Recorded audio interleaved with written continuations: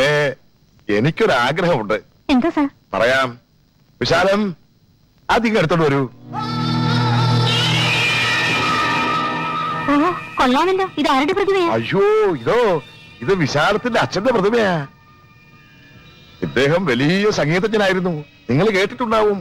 കടമക്കുടി കൃഷ്ണൻകുട്ടി ഭാഗവതര് കച്ചേരി നടന്നുകൊണ്ടിരിക്കുന്നതിനിടയിൽ power cut വന്നതിന്റെ ആഘാതത്തിൽ ഹാർട്ട് അറ്റാക്ക് ഒന്ന് മരിച്ചതാ. നിങ്ങളുടെ കലോത്സവത്തിലെ ഏറ്റവും നല്ല കലാകാരന് ഇവരുടെ അച്ഛന്റെ പേരിൽ ഇതും കൂടി കൊടുക്കണം. ഓ, അത് വളരെ സന്തോഷമുള്ള കാര്യമല്ലേ? എങ്കിൽ പൂർണ്ണ മനസ്സോടെ സന്തോഷത്തോടെ ഇതങ്ങ് സ്വീകരിച്ചാട്ടെ. വളരെ നന്ദി. അതിനേക്കാൾ കൂടുതൽ നന്ദി ഞങ്ങൾക്കുണ്ട്. ഇതിലെന്താ മാൻഡ്രേക്ക് എന്ന് എഴുതിയിരിക്കുന്നത്? മിസ്സസ് പിള്ളയുടെ അച്ഛന്റെ പേരേതോ കാടി എന്നാണല്ലോ പറഞ്ഞിരുന്നത്. അയ്യോ, കാടിയല്ല, കടമക്കുടി.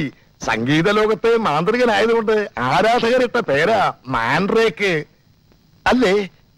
ആ, ഓ, അങ്ങനെയാണോ? എങ്കിൽ ഞങ്ങൾ ഇറങ്ങട്ടെ. ഓ, വരട്ടെ മിസ്സസ് പിള്ളെ. എന്നാണ് എരണമെങ്കിട്ട് രൂപം? എന്റെ അച്ഛന്റെ അത് പറയണ്ടായിരുന്നു. സ്വന്തം സമാജത്തിൽ തന്നെ പാര വെച്ചിട്ട് കരയരുത് വിശാലം. മേക്കപ്പ് ഇളകും.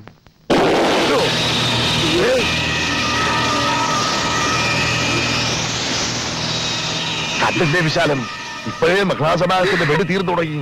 ഓ, മാൻഡ്രേക്കിന്റെ ഒരു ശക്തിയെ